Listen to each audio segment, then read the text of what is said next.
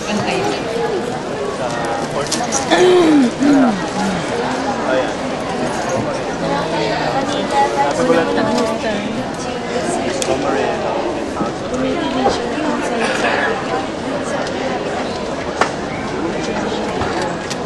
Kanina.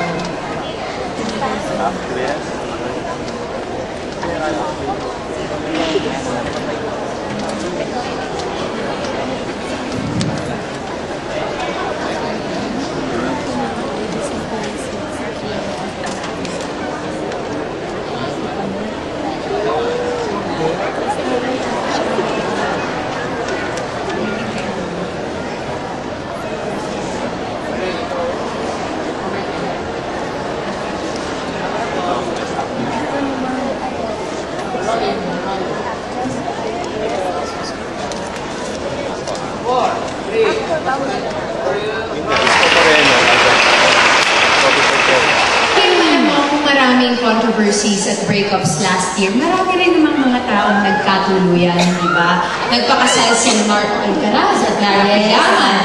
At nabuo rin last year yung love between John Lloyd and Angelica Panganiban. And who would forget the surprise wedding of all surprise weddings? Yan ay kina Zoran Legaspi at Carmina Villaruel. Talaga namang nakakakilig. Sobrang nakakakilig. Tayo, kailan naman kaya may mag-propose sa atin? Ay, ako napapaklim eh. Sorry. Kumakatawa naman kayo. Pero alam mo ikaw, Kim, balita ko, bago may mag-propose sa'yo, dapat daw, sagutin mo muna yung naliligaw sa'yo, na si Sia Kim.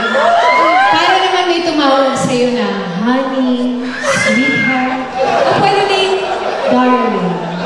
darling.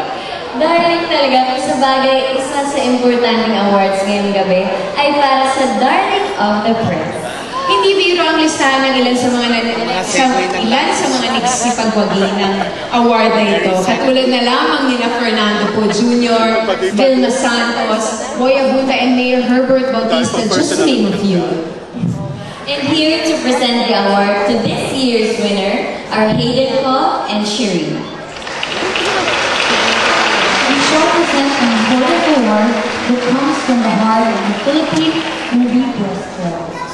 And this award is bestowed upon a celebrity for her vast contributions to the fulfillment of the visions and missions